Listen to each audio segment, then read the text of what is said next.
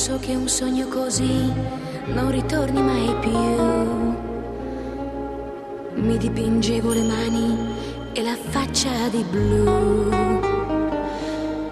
Poi d'improvviso venivo dal vento rapita e incominciavo a volare nel cielo infinito.